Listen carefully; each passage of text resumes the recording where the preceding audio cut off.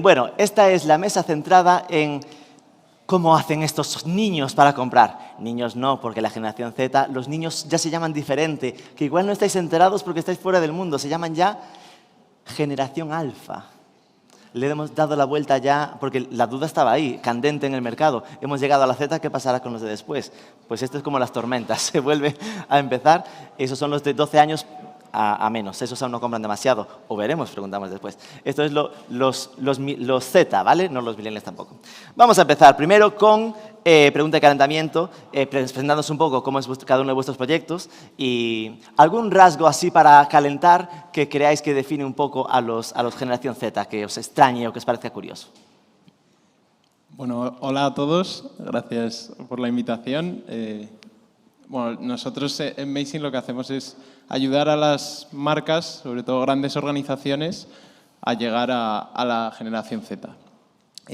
Esto lo hacemos con nuestra propia metodología de consultoría, que tiene una parte de investigación, una parte de desarrollo de soluciones, de co-creación con los jóvenes y también apoyamos en el plan de acción o plan estratégico para llegar a ellos.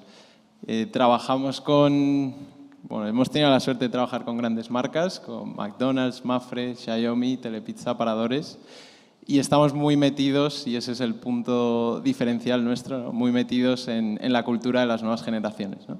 Yo mismo tengo 26 años, soy Z en el límite, límite, pero bueno, eso también me da un poco de perspectiva de ver lo que viene por abajo y ver también lo que hay por encima. ¿Algún rasgo diferencial de la generación Z? El punto físico, ¿no? Yo creo que es un cliché que siempre choca un poco, que valoramos los puntos de venta físicos, que se transformarán y cogerán otro enfoque y otra perspectiva más experiencial, un trato más cercano, pero el punto físico seguirá presente y es algo que la generación Z valora mucho, ¿no? Lo humano, las marcas humanas, que ahora se piden, se reclaman, pues también trascienden a la experiencia en físico. Ok, Lorena. Bueno, muchas gracias por tenerme aquí. Espero que conozcáis Bizum. Ya se mencionó un poco en las anteriores, creo que nos suena de algo. Algo, ¿no? Bizum, como sabéis, es una solución para el pago entre particulares, pero desde hace 2 años también tenemos un servicio de pago en comercio online que está en pleno crecimiento. Y es verdad que nos asocia mucho a ese público más joven, ¿no? Todo lo digital, el público joven. Y bueno, luego hablaremos más en detalle de si eso es tan así o no, pero sí es verdad que lo que hemos detectado de este público o de esta generación es que es una generación que ha establecido una relación con Bizum emocional. Es aspiracional prácticamente. Hay que diferenciar Z, porque Z, bueno, pues está el público más adulto, ¿no? La generación más adulta, más de los 18 años, pero también tenemos todos esos adolescentes que, por ejemplo, en nuestro caso, no pueden acceder al servicio de Bizum porque está disponible para mayores de 18. Y nos hemos encontrado cómo cada vez que cumplen 18 años comentan en redes sociales: por fin puedo tener Bizum. ¡Buah, qué maravilla! Es algo que vamos, a mí yo cuando lo veía me sorprendía en plan de... ¿por qué? O sea, yo cuando me hice mi cuenta bancaria no dije, por fin tengo una cuenta bancaria. Pero, sin embargo, han establecido esa relación emocional desde que son adolescentes y lo ven un servicio como algo aspiracional para tener. Entonces, creo que se puede extrapolar al resto de marcas y al resto de servicios que son una población que si le das algo que engancha con ellos, van a ser muy fieles. Qué fuerte. Podrían decir, por fin puedo comprar alcohol, pero como ya lo compraban legalmente, el Bizum, en cambio, no les dejaban. Yo creo que antes lo comentábamos en la oficina, antes era sacarte el carnet de conducir, ¿Sí? ¿no? A lo mejor. Y ahora ya como que a lo mejor... Como en las grandes ciudades eso ya no se hace tanto. Exacto. Entonces, pues ahora Bizum. Qué fuerte. Lo que comentaba de ese salto a ser un medio de pago en e-commerce, yo siempre presumo de ello porque os decía al principio que esa es la 4ª edición. En la primera, en 2019, había estado Bizum en aquel momento contando un poco lo que eran y tal, y ahí anunciaron que iban a sacar el botón para comprar en e-commerce, que en aquel momento era súper rupturista porque se identificaba como un peer-to-peer absoluto, ¿no? Y fue como una exclusiva de nuestro evento. Es que aquí se cuecen cosas importantes. Siempre nos habéis acompañado, esto es así. Javier. Bueno, encantado de estar aquí con vosotros. Muchas gracias por tenernos también a Checkout. Perdón, que acabo mezclando siempre. Bueno, nosotros en Checkout somos una pasarela de pago, proveedor de pagos. Hacemos todo tipo de métodos de pago, ofrecemos gestión de fraude, procesador. Tenemos toda una plataforma que es toda tecnología propia, desde el inicio al fin. Y trabajamos de dos maneras diferentes. Trabajamos a nivel global, donde hemos estado teniendo una presencia bastante grande. De hecho, hace no mucho levantamos una ronda de financiación de 1.000 millones, así la calderilla que quedaba. Hay quien se valora para ser unicornio en 1.000 millones, ellos consiguen tal cual la financiación de 1.000. Una ronda bastante interesante. Y esa ronda nos permite enfocarnos en tres grandes áreas. La primera área es seguir creciendo en e-commerce y sobre todo expandirnos a otros países, también fortaleciendo la presencia aquí en el sur de Europa. La segunda área es entrando más fuerte para ser un referente en la Web3. O sea, ahí tenemos proyectos muy interesantes. De hecho, hace poco anunciamos lo que eran los pagos a los comercios 24/7, 365 días al año, quitándonos de en medio un poco los procesos tradicionales, ¿no? O sea, utilizamos stablecoins para poder llegar a ofrecer esos pagos cualquier día de la semana. Y luego también seguir con esa presencia, también siguiendo explorando, pues yo qué sé, criptomonedas, metaverso, este tipo de cosas, ¿no? Que tenemos un foco bastante importante ahí. Y luego ya, como decía antes, seguir a nivel local dando servicio a nuestras marcas. Hemos estado dando servicio desde hace ya bastante tiempo. Ahora tenemos un foco muy grande desde el último año en el sur de Europa, con una central en Barcelona y presencia aquí también en Madrid.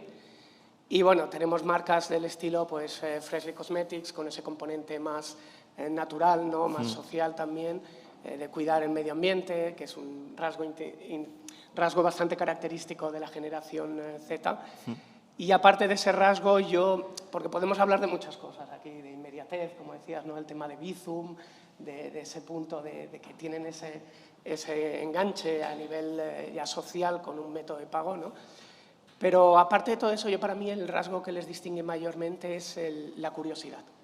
Les veo que es una generación súper curiosa, que van al detalle, que quieren entender cómo funciona un sistema, cómo sacar el mayor provecho de ese sistema, también teniendo en cuenta ese componente social, ¿no? Asegurarse de que están informados sabiendo que realmente la marca que están comprando tiene ese componente que ayuda a la sociedad, al clima, etc. Ok, a mí a veces me genera dudas, ¿no? El tema curiosidad, porque es como, ¿esto es rasgo de generación Z o es rasgo de ser joven? ¿No? De que igual es algo que se les pasará con el tiempo, ya irán asumiendo. El que más sabe de generación Z en esta mesa, no lo tengo duda, es Rafa, porque lo es y porque además está centrado en este proyecto con Mazing, ¿no? Entonces, aunque ya esbozaste algo de lo del punto físico, si hubiese que hacer una especie de generalización o rasgos diferenciadores de cómo funciona la generación Z versus los millennials anteriores, ¿cuáles serían? Tell us, enséñanos, que apuntamos. Vale, bueno, el tema de la inmediatez que nombra Lorena, yo creo que es un punto fundamental, no porque no estemos dispuestos a tratar un problema que lleva tiempo, que también, ¿no? La paciencia va muy asociada a la inmediatez, pero sobre todo queremos enfrentarlo rápido, ¿no? Y entender el proceso para enfrentarlo, enfrentar el problema, el servicio o la oferta de consumo que sea, ¿no?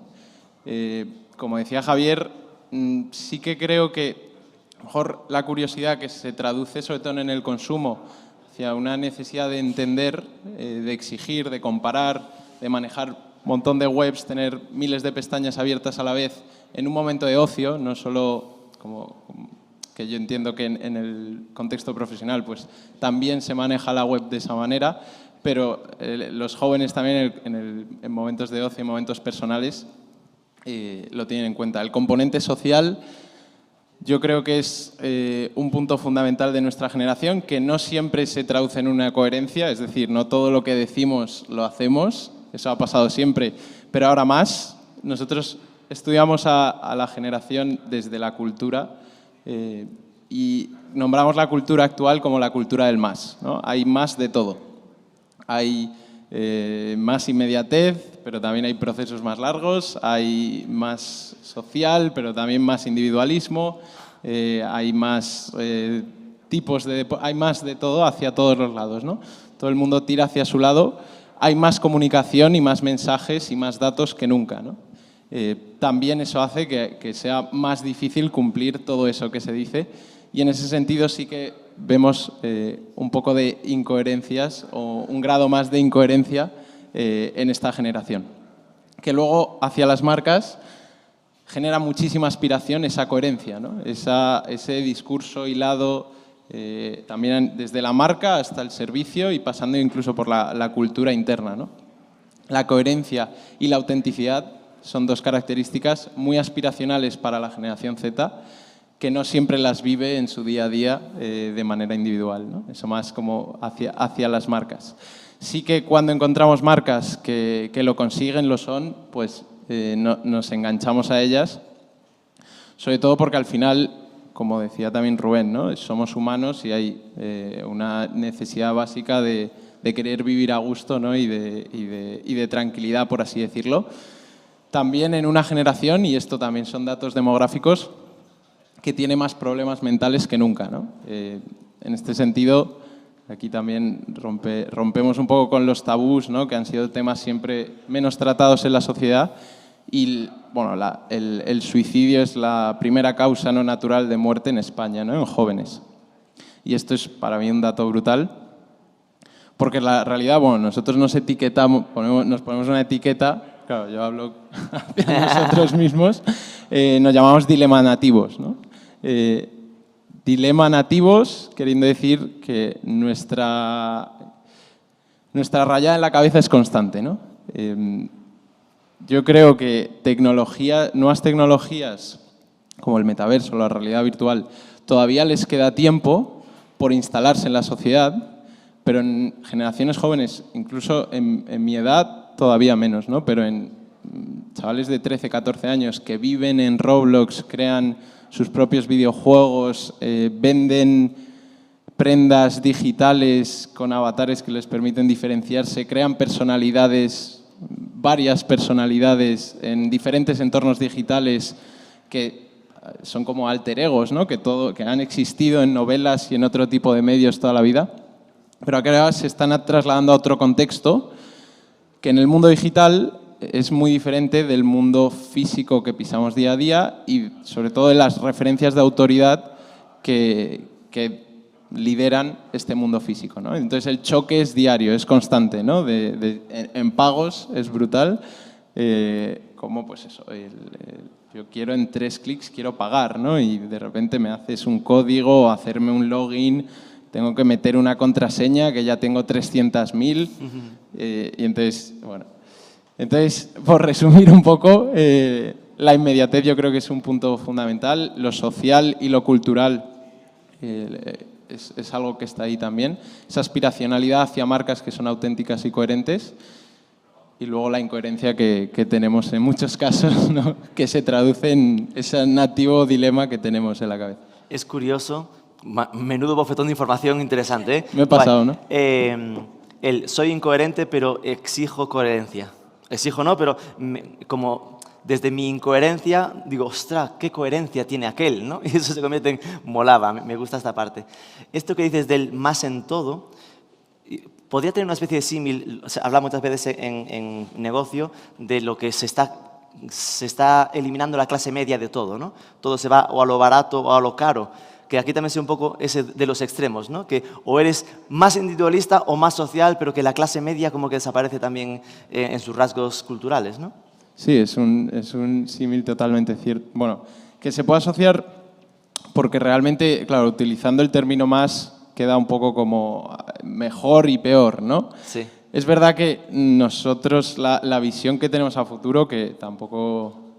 yo siempre lo digo, ¿no? Que al final mucho de nuestro trabajo viene a juntar generaciones mayores con generaciones jóvenes nosotros somos un poco puente. Hacemos ese rol.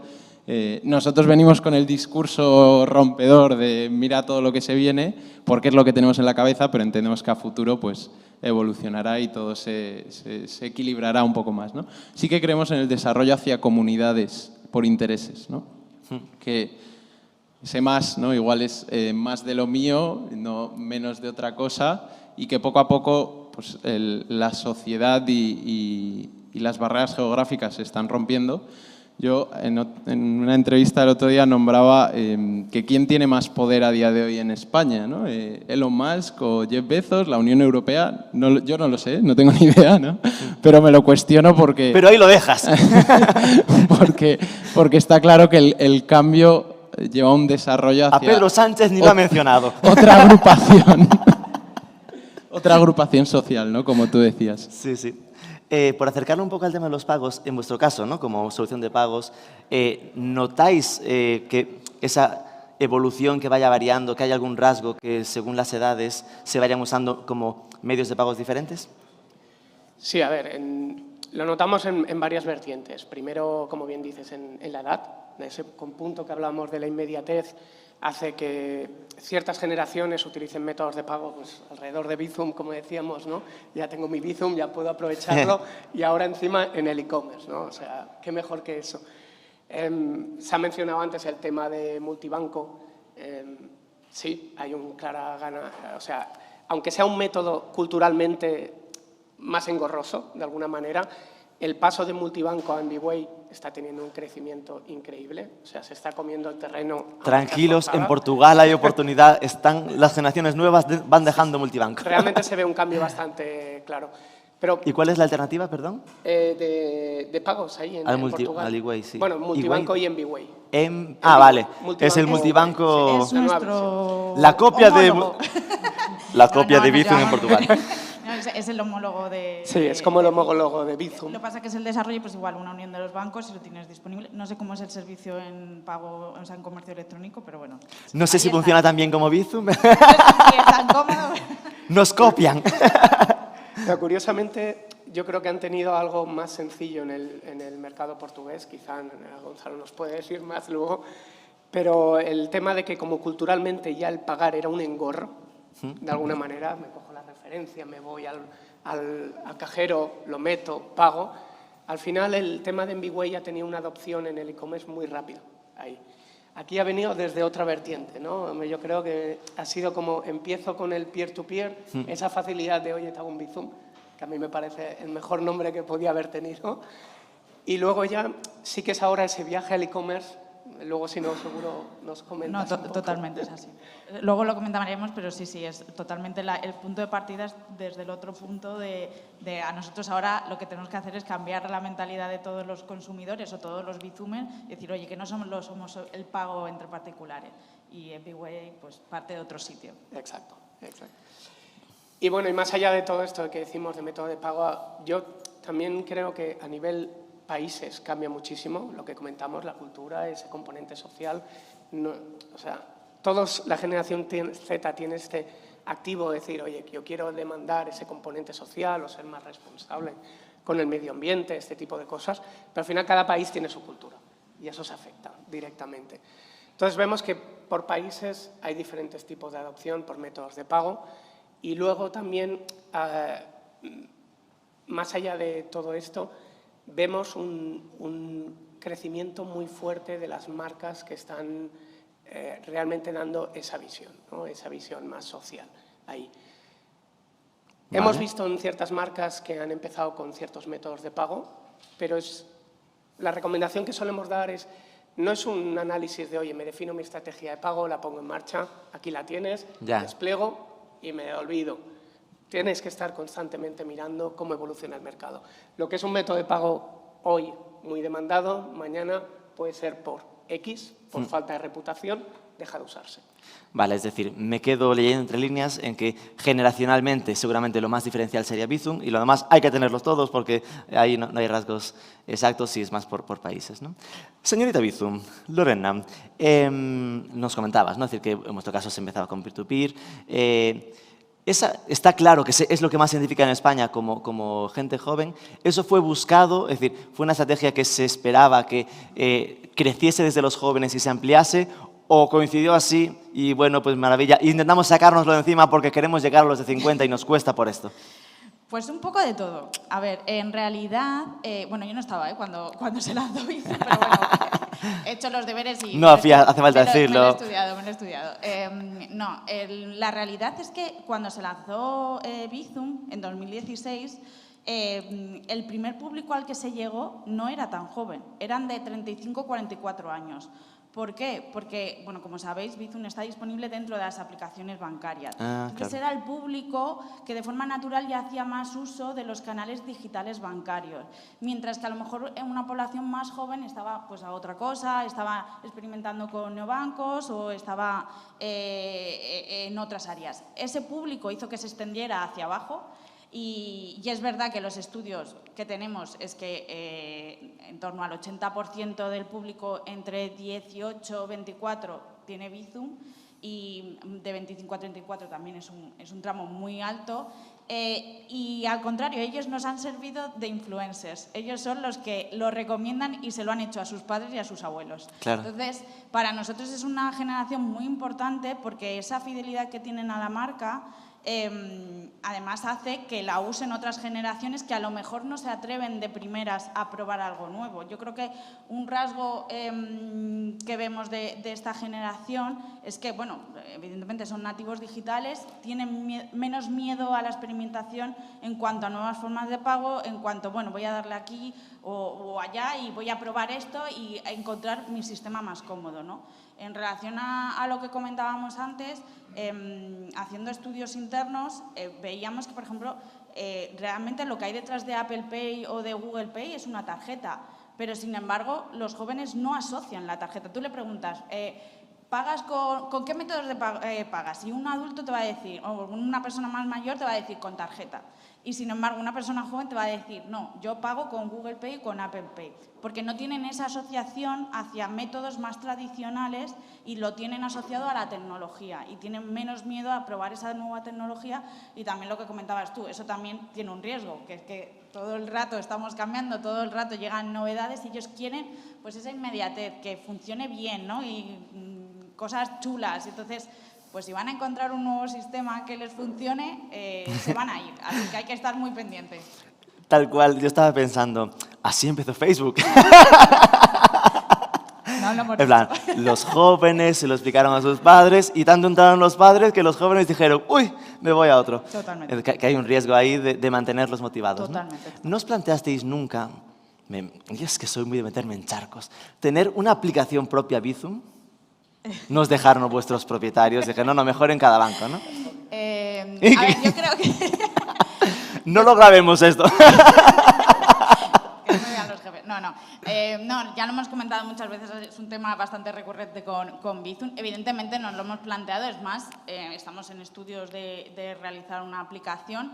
Creo que estar disponible dentro de las aplicaciones bancarias nos ha servido para una rápida extensión y de comodidad, bueno, pues no tengo que tener otra aplicación, pero sí que estamos explorando canales complementarios, o sea, siempre va a estar disponible en la aplicación del banco, pero sí que creemos que podemos ofrecer cosas nuevas, pues igual que el comercio online, pues a ver qué llega, y esas a lo mejor funcionalidades más sociales que comentábamos, que veíamos más en esos públicos jóvenes, que ya el trato con los pagos es muy diferente, a lo mejor tenemos cosas que aportarles ahí y a lo mejor es a través de una aplicación. ¿Veis como siempre hay exclusivas aquí? Bueno, no es tan oficial como la otra. Estamos trabajando en ello. Yo quería reforzar, bueno, o construir un poco sobre el concepto de la comodidad, porque sí que nosotros también, bueno, en estudios y reflexiones que hemos tenido últimamente respecto a la banca, porque también queremos lanzar algún estudio, dejo aquí otra exclusiva para Meijin. No, pero el tema de la comodidad es fundamental, ¿no? Entonces, Lorena lo nombraba, que al final la comodidad de tener otra app más no es tan comodidad. Sobre todo con el tema del almacenamiento que está tan demandado y limitado en los teléfonos móviles, ¿no? Y que realmente hay un espacio que es como, bueno, como cuando compras una casa en un terreno caro, ¿no? El espacio del teléfono móvil está caro, tener una app ahí está muy caro, y la clave que nosotros estamos viendo en el mundo de los pagos es esa comodidad para ser rápido, ágil y desvincularme un poco del concepto dinero tarjeta o todos esos elementos tangibles que se han creado alrededor de este sector que realmente lo que facilitaron el servicio en su día, pero ahora en el mundo digital casi entorpecen, ¿no? Yo quiero transaccionar con alguien, lo que sea, y quiero que eso sea fluido, rápido, ágil y que yo tenga la información de cómo ha quedado mi estado financiero después de esa transacción, ¿no? Entonces, ahí la comodidad social, por ejemplo, ¿no? Pues es verdad que hay otras aplicaciones que te la están facilitando. Entonces, es verdad que ahí es un reto interesante porque en el mundo financiero la comodidad de transacción y de entendimiento de esa transacción y de confianza en esa transacción, quedarte cómodo con lo que ha pasado, es fundamental. O sea, a mí me han llegado a pedir en una discoteca, alguien que iba preguntando si tenía cash, que yo tenía en ese momento, y yo se lo dejé, me hicieron un Bizum porque querían comprar tabaco. ¡Ostras! Algo que sucede a menudo. A lo mejor querían ligar contigo, que esto nos ha llegado bastante, de esta situación. Pero también querían tabaco, porque les vi comprarlo. Bizum como estrategia para ligar. Esto ha llegado a nuestras redes, la gente lo comenta. Bueno, y como el meme que se hizo, ¿no? De no me hables, escríbeme por Bizum, ¿no? Sí, siempre que se cae WhatsApp. Siempre que se cae WhatsApp y Facebook y alguna red social, si no se ha caído Twitter, en Twitter somos tendencia porque la gente empieza a decir, háblame por Bizum. Sí, mínimo 5 euros. Bueno, 50 céntimos. al final vemos ese punto que cuando envíame el dinero no por Bizum, ¿no? Ese punto de, oye, mira, ya tengo el nombre. Ahora me voy a buscarlo en Instagram, ya lo tengo fichado. Sí, no, y el número de teléfono, como lo tienes que pedir, pues no, es que, claro, conocí a una chica ayer y...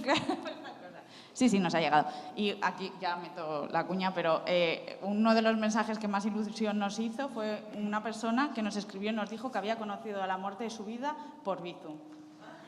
¡Oh, Dios mío! No sabemos nada más porque le contestamos, pero no nos dio más información. Os dejó así con pero la duda. Tenemos ahí como enmarcado ese email. Ese case study lo quiero para Marketing for E-Commerce cuando lo consigues desarrollar. Porque yo, ojo, fui a una boda cenada que se habían conocido por el apalabrados. En plan, porque dices, ¿se conocen? Esto es del Tinder. No. Del apalabrados, el random, el efecto random de jugar con quien sea, coincidieron, se pusieron a hablar por el chat, una cosa lleva a la otra, fueron quedando y boda 7 años más tarde. Fue ahí caldo de cultivo poco a poco, pero ahí se queda. Bueno, buen capote te ha mandado ahí Rafa con lo de que igual no hace falta la aplicación. Habéis comentado este rollo de pedían cash, porque me parece también otro rasgo, a ver qué pensáis, ¿no? De esa casi desaparición del dinero en efectivo, o que se les hace raro, ¿no? A mí esto me vincula a poca afinidad con dinero en efectivo y normalmente poca afinidad con los bancos en general. Entonces, no sé esto cómo lo veis, si lo notáis y que si puede ser puente a esto que estamos comentando, a caldo de cultivo, al Amazon Pay o a los grandes bancos, a las grandes tecnológicas convirtiéndose casi en banco, ¿no? ¿Qué opinas? Bueno, hay muchos terrenos que explorar ahí. Es que me meto en unos charcos. Para mí hay varias vertientes. O sea, lo primero de todo, como hablaba antes, ¿no? El tema de la curiosidad, el tema de probar la tecnología, ¿no? Tengo esta aplicación. A ver, el espacio que tienes en el móvil, al final, ha hecho que vayan ganando terreno, cosas que vienen más de Asia, ¿no? Las meta-aplicaciones, que vas viendo cómo van ganando terreno, que las empresas diversifican en ese sentido. Entonces vemos muchas empresas diversificando. Hablamos de Apple y Google. Sí, Apple hace poquito anunció el Apple Pay Later, ¿no? O sea, todo el mundo está o temblando o contento. PayPal también tiene su pago en 3 meses integrado. PayPal también lo ofrece. Vemos en su día Google también ofrecía servicios financieros, luego se echó atrás, luego que sí, luego que no. Al final yo creo que todas las empresas están diversificando un poco porque ven que la generación Z y las generaciones más jóvenes están intentando ir a otros métodos, ¿no? Algo que sea suyo, como hablamos, llevárselo a su terreno, hacerlo de la manera que quieren y exigir un poco ese reconocimiento también. Entonces nosotros, a ver, trabajamos con neobancos como puede ser Rebellion Pay, hemos trabajado también, damos servicio a Klarna y a otras grandes fintechs también, y vemos realmente que el nivel de adopción de muchas de esas fintechs es muy grande. También vemos otras, por ejemplo, hemos visto ahora Revolut entrando al negocio de la financiación también. Madre mía. Entonces, realmente hay como eclosionan dos mundos, ¿no? El mundo más tradicional, de la banca tradicional, que intenta innovar con pequeños players para ser más dinámico y poder llegar a esa población más joven, y el mundo más startupero, ¿no? Que ha ido creciendo y que rápidamente ve que para mejorar sus márgenes también tiene que ir un poco a la parte más tradicional, ¿no? Un poco de ofrecer el crédito al consumo al principio, luego financiación directamente y otro tipo de métodos más tradicionales. Luego ya, quitando el tema de cash o no, bueno, tenemos vemos un poco todo el progreso que hay de la web 3.0, la tokenización de la economía. Sí, eventualmente la generación Z o la alfa, como decimos, serán posiblemente los que estén ya manejando directamente la propiedad de su propia información, que la vendan cuando quieran, cuando no, que saquen recompensas cuando alguien ha usado su información o el contenido creativo que van creando, ¿no? Esto un poco es... Esto estamos enganchándolo con la web 3, ¿eh? Cuando venga Claudia ya tiene calentito el asunto. Permíteme que no os deje ya atacar ese tema porque se nos va el tiempo en todas manos. Y voy a por otro. Él hablaba de la incoherencia, ¿no? De la generación Z. Y esto, por ejemplo, a mí me recuerda a la relación con los Buy Now, Pay Later, ¿no? Que en principio es algo que cada vez usan más, pero también te dicen que tienen alergia a los papeleos, que tienen alergia a todos estos procesos. Entonces, a los créditos, ¿no? Que al final son créditos, pero como que no los identifican como tal. ¿Esto qué creéis? ¿Que hay que entenderlo como que financiar les gusta, pero lo que odian son los procesos administrativos, ¿no? La parte más de papeleos. Sí, o sea, básicamente es un crédito, lo que pasa que primero no están haciendo ellos ese extra de pago para hacer la financiación y luego además la facilidad que te ofrecen estas nuevas soluciones. Evidentemente esto es un producto novedoso, o no tanto, pero bueno, es financiación, pero sobre todo lo que hay mucho marketing detrás de cómo es el planteamiento y es lo que han sabido hacer muy bien y lo han vendido muy bien y han conseguido enganchar con esas nuevas generaciones que ven el crédito, han visto, yo creo, y aquí metiéndome un poco donde... Yo soy millennial, pero bueno,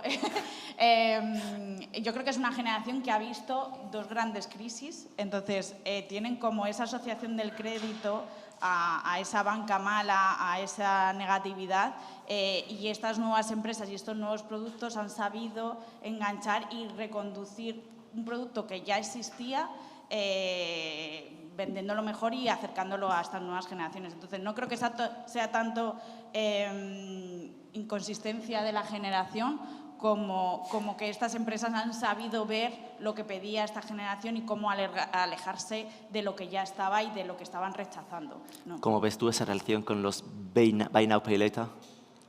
Yo estoy de acuerdo, vuelvo a la comodidad. El papeleo era algo necesario en otra época, pero que ahora ya no debería serlo. Por lo menos para mí, no tiene lógica todos esos procesos. Entonces han simplificado un producto y, como decía Lorena, y que lo nombrabas tú, la afinidad con la marca, ejercicio de entre marketing, branding, ¿no? Es fundamental. Yo creo que es fundamental en esta generación. Nombrando también la diferencia entre banca digital, banca tradicional, es que incluso nosotros estamos viendo que la propia generación Z, por la afinidad que hay ya hacia el término banca digital, banca tradicional, los separa como casi distintos mercados, sectores. Tiene unas expectativas distintas de un banco más tradicional o de los players de banco tradicional o unas expectativas muy distintas de la banca digital. Otra cosa que se comentaba al principio sobre la generación Z era lo de el gusto, la relación con el punto de venta físico, ¿no?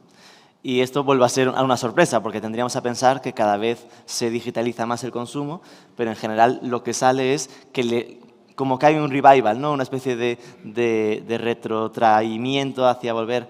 ¿Esto debemos entenderlo como una amenaza para la evolución del e-commerce o no hay que rayarse y es un empuje a lo omnicanal? ¿Cómo lo veis? Empezamos por ti, Javier. Digo, Rafael. Soy incoherente, es que soy muy Z yo también.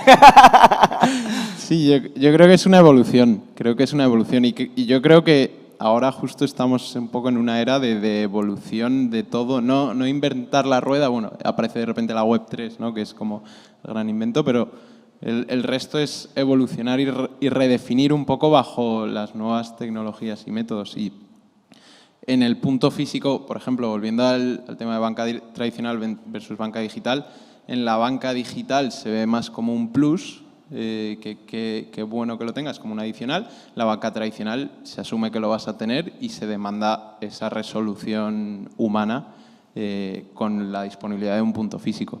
Sí que evolucionarán y ya lo estamos viendo. O sea, todo lo que ha hecho el Santander con el Santander Café y luego cómo han seguido también otros players con esa redefinición del espacio, yo creo que va a seguir continuando. Deberían, desde mi perspectiva, seguir explorándolo porque yo creo que ahí hay problemas o oportunidades, ¿no? Depende cómo lo quieras ver, pero está claro que ahí hay un rango de innovación, de darle una vuelta a cómo ese espacio facilita la comodidad del usuario, ¿no?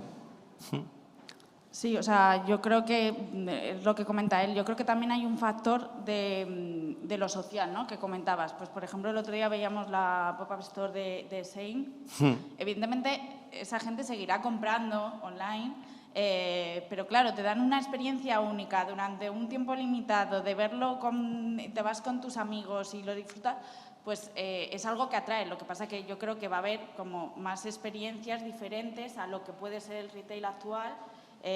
Y que ya estamos viendo que los grandes están experimentando, pues desde Zara con la tienda y con el checkout que luego pagas tú directamente en la aplicación, pues a otro tipo de experiencias, ¿no? que llevan a eso, a atraer a un público que a lo mejor está más asociado al online, ¿no? Que ha descubierto las bondades de online, de la comodidad, pero bueno, que aún así quiere vivir experiencias sociales en conjunto y más después de haber pasado como estos 2 años de un poco más recluidos, pues quiere vivir esas nuevas experiencias. Y yo creo que es algo que no se asocia solamente a ese público más joven, sino que yo creo que es algo que es extendible a gran parte de la población actual, o al menos a la población que ya se había movido hacia el online, que quiere seguir viviendo experiencias presenciales. Última intervención. Vayan pensando sus preguntas. Nada, por continuar un poco con lo que comentaba aquí mi compañera, realmente estoy plenamente de acuerdo. De hecho, me has quitado el comentario de Zara, porque realmente es un poco en la línea donde quería comentar yo. Vemos mucho una evolución de lo que es el mundo online hacia el físico y el físico hacia online, ¿no? Un poco lo que hablamos del banco tradicional y el banco más digital o el neobanco. Al final, realmente, lo que están buscando, o la sensación que siempre tengo que están buscando, es un poco redefinir el espacio físico. El encontrar que la experiencia que tengo online la puedo transmitir al físico, esa inmediatez o ese control de lo que quiero hacer, cuándo lo quiero hacer y cómo lo quiero hacer, también está en el físico. Entonces, la omnicanalidad está bien, pero no todo el mundo va a ir y pagar con tarjeta. Entonces, ese método alternativo que uso en el online lo quiero usar en el físico. Esa manera de compro en un lado, recojo en el otro rápidamente porque paso delante de una tienda y lo quiero inmediatamente, este producto, ¿no? Y de paso, ya que estoy, oye, miro. Las marcas tienen que entender que los dos mundos se van uniendo y que realmente tienen que ofrecer incluso todo el operativo para poder servir con esa velocidad, que yo creo que es uno de los mayores retos que hay ahí. Rafael, la preguntita era para ti. Hablabas de la banca tradicional versus la banca digital. ¿Y qué tal la banca ética? Bien. Siguiente pregunta. Si se valora, ¿no? Generación Z, entiendo que es importante una banca con valores, ¿no? Una banca que, bueno, pues que no haga las prácticas que... Bueno, paso palabra, ¿no? Hombre, es importante. Es verdad que, claro, yo, volviendo al punto de la coherencia, ¿no? Siempre nosotros cuando trabajamos las marcas intentamos partir desde el hábito que tú estás apoyando en mi día a día como core y luego pues puedes elevar a toda la trascendencia social, humana, ética que puede tener ese hábito, que en este caso es de transaccionar, ¿no? Sí que hay banca ética, ¿no? Como, no sé, se me viene a la cabeza Triodos Bank, pero no es no es un requisito para un joven, o por lo menos lo que nosotros hemos visto a la hora de buscar un servicio financiero un requisito de preferencia, ¿no? Depende a los segmentos a los que mires. Es verdad que hay un segmento mayor y una tendencia a que cada vez se valore más, pero nosotros no lo asociamos al core. Sí que en el mundo de las inversiones, cuando miras más a largo plazo o buscas productos de inversión, ahí sí que estamos viendo que se valora más. A la hora de decidir por mi banco y gestión de dinero diario, no es algo que entre tan en primera línea de factores de decisiones. Sí, yo, si puedo complementar algo. Puedes, venga. Algo de bancos sabemos. No, nosotros lo que percibimos es algo similar. O sea, no es tanto, es verdad que está Triodos, que es la gran referencia de banca ética, pero yo creo que le dan prioridad a elegir un banco por a lo mejor esos otros elementos, facilidad, digitalización y demás, y luego cuando ya están ahí sí que les exigen cambios y refuerzo, ¿no?, en esos valores ahora pues que está tan de moda la sostenibilidad o bueno, pues ese compromiso social, ¿no? Sí que se le exige. Y un caso yo creo que es referente, o para mí es referente en el público más joven, es Imagine, que es la marca más joven de CaixaBank y que tiene un posicionamiento, tiene una solución digital muy clara, muy social, y yo creo que lo han hecho muy bien, y aparte tiene un posicionamiento en valores de ayuda, de sostenibilidad, de acercar toda la parte social, y creo que eso va a ser más la tendencia, ¿no?, de exigirle a esas marcas tradicionales que ofrezcan servicios que se acerquen más a sus valores. También es que con el tema de la sostenibilidad es complicado porque ahí sí que hay bastante gap de perspectiva o de asociación, ¿no? Los jóvenes lo ven como ¿cómo no vas a ser sostenible, ¿no? Si no somos sostenibles te acaba, tú mismo no duras. Entonces, se asume que hay una... no se profundiza porque hay como ese asentamiento más básico de esto está o estará. De ser breve, y es que los jóvenes marcan tendencia como buenos early adopters, y primero se dieron cuenta de que aplicativos vía móvil como los de compra ahora paga después, que eran muy interesantes y ahora arrasan el mercado, vieron el potencial de TikTok, que va a ser posiblemente la gran red, con el perdón de Facebook, que se la va a pasar absolutamente por encima, pero pediros qué va a pasar con la gran crisis y cambio de tendencias que va a haber el año que viene es un poco torturaros, pero no voy a preguntar eso, sino más bien, ¿qué run tenéis entre las manos de pequeños hábitos que están cambiando los jóvenes, que posiblemente eso luego acabe impregnado a toda la sociedad, relacionado con la crisis de suministro, con la crisis económica incipiente que nos llegue? O sea, no tanto tendencias de qué va a ocurrir, pero ¿qué run tenéis vosotros en vuestras oficinas? No lo pone fácil, ¿eh? ¿Qué run? No es sencilla. No pido futurología, solo el run que tengáis vosotros. Sensación de cómo está la situación, ¿no? Yo creo que hay, a ver, primero de todo, en esa crisis de suministros y volviendo al componente social y más de sostenibilidad, el comercio más local, ¿no?, el potenciar tus marcas más locales, yo creo que eso incrementará, aquí mirando en la bola de cristal, ¿no? O sea, un poquito yo creo que sí, que en ese punto hace que las marcas más locales puedan tener más oportunidades. Siempre la marca más global se ve un poco más perjudicada a veces por contaminación, por falta de sostenibilidad o por simplemente mala fama que algunas marcas han creado, ¿no? Por lo que decíamos, ¿no?, ese punto de coherencia también, ¿no?, que lo hacen o lo piden, pero luego no lo son, ¿no? Entonces, en el lado que a veces no lo son, pues sí que es verdad que con la crisis todo el mundo yo creo que también mira más por un poco sus inversiones, ¿no? Es ver un poco dónde van a refugiar su dinero, un poco en ese sentido. Vemos sorprendentemente las criptos yendo más abajo, cada vez más, desafortunadamente, pero sí que vemos que las grandes plataformas de trading, servimos muchas nosotros, vemos que realmente siguen sirviendo y con volúmenes bastante grandes. Entonces, realmente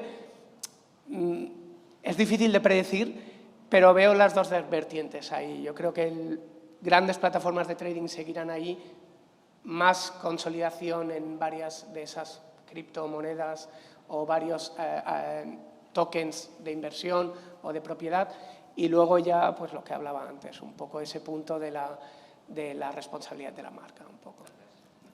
¿Queréis aportar algo? Lorena?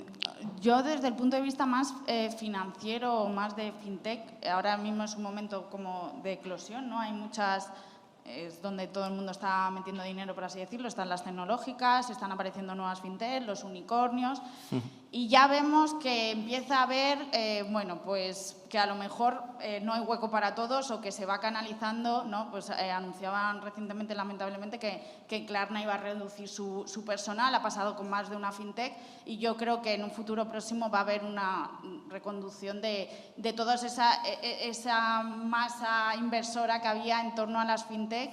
A lo mejor se mueve hacia entornos más seguros, o sea, tampoco está por ver, está esto por decir, pero bueno, desde ese público más joven hay que ver que tiene muy asociado todas las soluciones tecnológicas y que pueden ser una ayuda, hay que ver cómo se relacionan con los productos financieros que lancen y sobre todo con la legislación que esté por llegar, porque evidentemente a lo que se enfrentan las tecnológicas no es lo mismo a lo que se enfrentan los productos bancarios. Entonces, yo creo que ahí va a haber como mucho movimiento y que los jóvenes tienen mucho que decir porque ellos han lanzado o han puesto en un lugar a muchas marcas que a lo mejor las vemos desaparecer tristemente o que a lo mejor se reconvierten y viran hacia una nueva asistencia. Y ya por finalizar, con el comercio local es lo primero que he pensado y luego llevándolo más al tema financiero, yo creo que también la inversión desde los jóvenes va a moverse el año que viene porque mucha se fue hacia las criptomonedas, aparte que tenemos una cultura del ahorro un poquito más presente por la situación, el contexto que hemos vivido. Entonces yo creo que nuevos productos de inversión va a haber run, va a haber movimiento, como decía Lorena, y que hay la mayoría de empresas que realmente proponen más inversión financiera, sí que yo creo que seguirán creciendo. Perfecto, pues un aplauso por favor para Rafa, Lorena y Javier. Dale al like o comparte y suscríbete al canal. Queremos que recibas todos nuestros vídeos en portada.